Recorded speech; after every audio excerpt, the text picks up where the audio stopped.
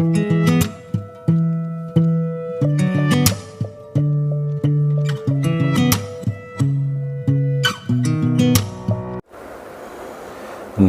सभी को, आप लोग कैसे हैं। आज हम आपको दिखाएंगे जो कुछ दिन पहले हमने कुछ प्लांट्स लगाए थे, कुछ पौधे लगाए थे, मटर वगैरह की बिजाई किया था, उनकी क्या पोजीशन है, हम आपके साथ वो सारा कुछ शेयर करेंगे। तो चलते हैं।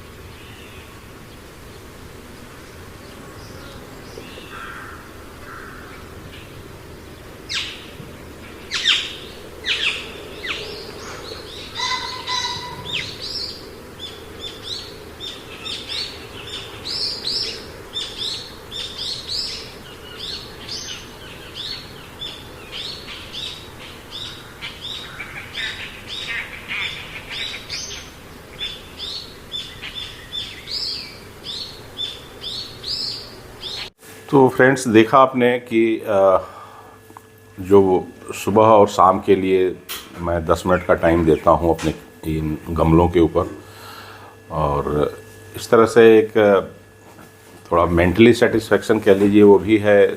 थोड़ा बहुत देखिए, एक ह्यूमन नेचर होता है, वो ग्रोथ को लाइक करता है। तो जब आप पौधे लगाते हैं तो आप देखते हैं कि रोज़ सुबह जा कर के कि हाँ, ये कल एक पत्ती निकली थी, ये फूल आया, ये फल लगा, फिर इसको पानी चाहिए या इसको एक कोई खाद चाहिए। तो ये एक जो नेचर है, ये चीज़, ये सब चीज़ें करने के लिए आपको वो करती हैं। तो ये इस तरह से पौधे लगाने का लॉजिक सिर्फ ये नहीं होता है कि मटर नहीं मार्केट में मिल रही है तो मटर लगा लिया, या बैगन नहीं मिल रहा है, या और भी सब्जियां नहीं मिल रही हैं तो छत पर। ठीक है, ये करने के बाद अपने यहाँ ये पैदा होने लगता है और ये सब चीज़ें हमें मिल जाती हैं, और एक मतलब इसके ऊपर बहुत ज़्यादा केमिकल्स का यूज, एक कम से कम ये एक श्योरिटी रहती है कि नहीं होता है। बट हाँ, एक वो वाला जो मैं बात कर रहा हूँ नेचर की, तो वो एक चीज़ तो है इसमें कि देखिए, जब जब ये चीज़ कहीं ना कहीं आपके अपने कॉन्फिडेंस को, विल पावर को मेंटेन रखने के लिए इस तरह की एक्टिविटीज़ में, क्योंकि इससे आपके विल पावर्स बूस्ट होते हैं, आपका कॉन्फिडेंस बिल्डअप होता है। तो ये सब जो काम हैं, ये उसमें आपको हेल्प करते हैं। तो ये सबको करना चाहिए, सबको मीन्स कि देखिए, जिसको इंटरेस्ट है वही करेगा, लेकिन ये एक ऐसी चीज़ है कि इसमें लगे रहना चाहिए। काम एक आप कोई फिक्स लाइन ड्रा कर दिए हैं कि ये काम मैं करता हूँ, और उसी काम से रिलेटेड आप अगर चल रहे हैं, तो मेरा मानना यह है कि देखिए, उस काम में हमेशा अच्छे रिजल्ट्स को ज़रूरी नहीं है कि आप जो भी काम करते हैं उसमें हमेशा 100% अच्छे रिजल्ट आएँ। तो वैसी सिचुएशन में जब रिजल्ट अच्छे नहीं आते हैं तो थोड़ा बहुत टायर्डनेस फील होता है, और इस तरह की एक्टिविटीज़ में अगर आदमी इन्वॉल्व है तो वो जो टायर्डनेस उस आपके मेन वर्क से जो आता है, वो वाली चीज़ें यहाँ आकर के थोड़ी रिलैक्स फील करता है आदमी। तो आज के भाग दौड़ की ज़िंदगी में जिस तरह के स्ट्रेस लाइफ में लोगों के हैं, मैं समझता हूँ कि ये इस तरह से कुछ क्रिएटिव चीज़ों में भी लगे रहना चाहिए, और आप भी ऐसे पौधे ज़रूर लगाएं।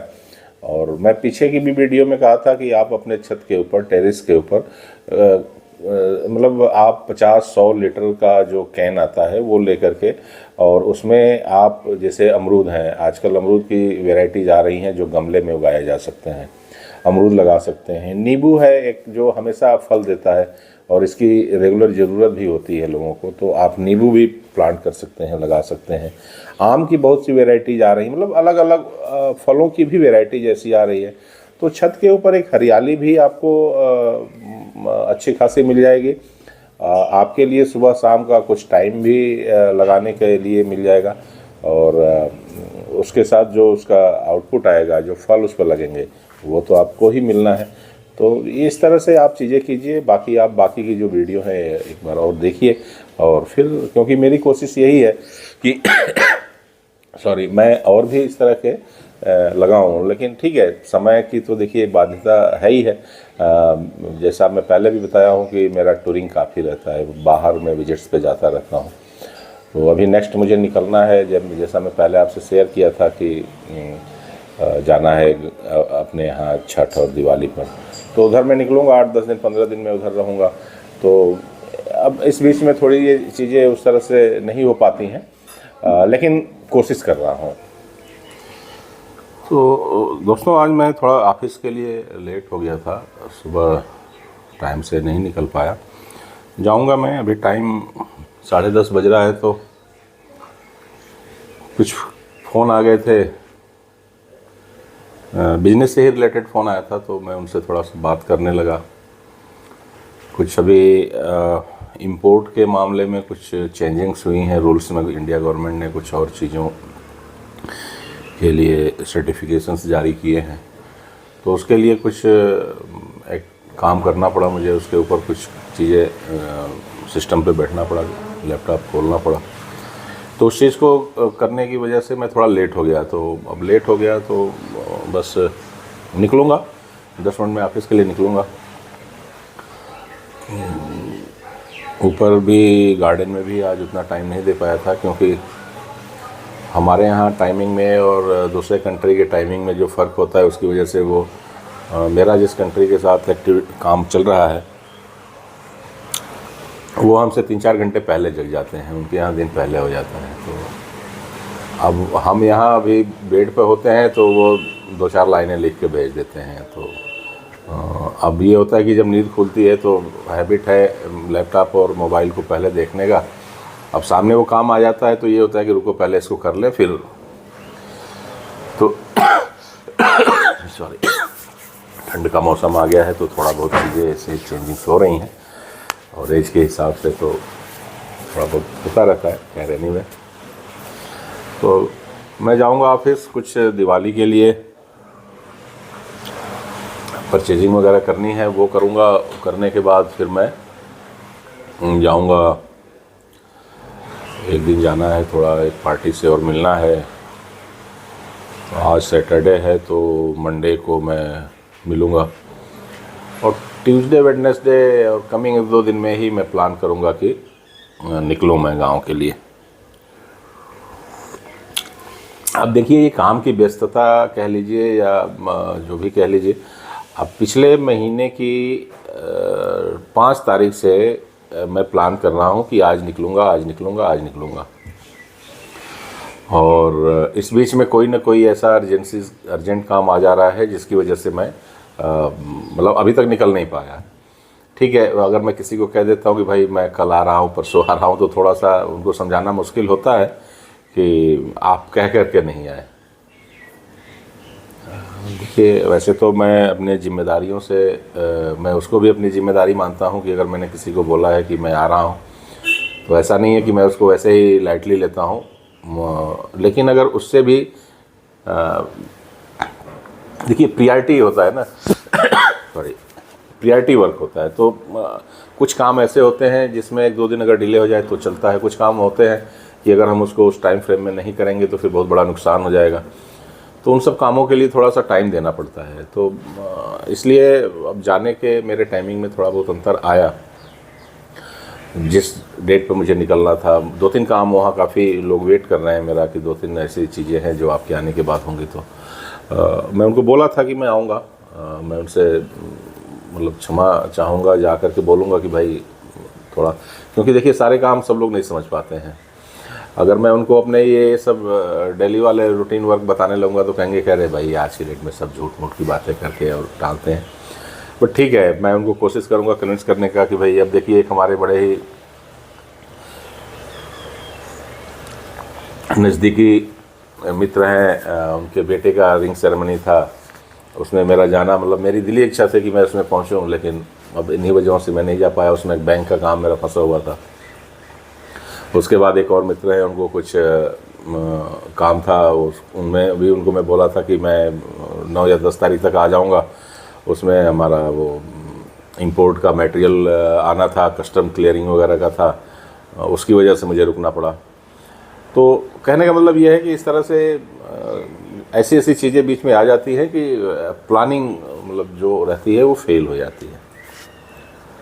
मेरा जो जाने का प्लान है वो बेसिकली मैं बाई रोड ही जाता हूँ। और देखिए, इस तरह की जो टाइमिंग है उसको लेकर के हम ट्रेन से टिकट्स या फ़्लाइट का लुधियाना से बनारस के लिए डायरेक्ट फ़्लाइट कोई ऐसी है नहीं। लुधियाना से तो वैसे भी फ़्लाइट्स नहीं है, एक आध दिल्ली के लिए कभी चलती है, बंद हो जाती है।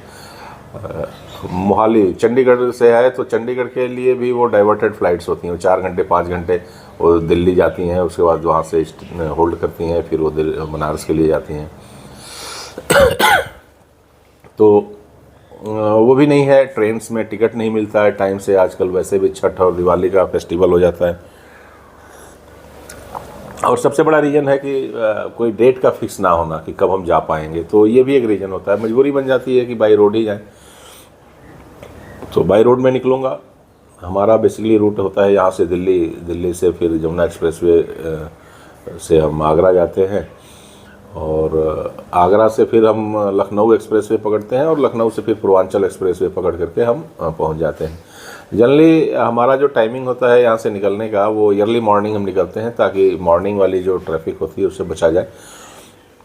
और शाम 6-7 बजे तक हम पहुँच जाते हैं। डिस्टेंस 1200 किलोमीटर के आसपास का होता है, तो यही करीब आप मान के चलिए कि 15 से 16 घंटे लगते हैं।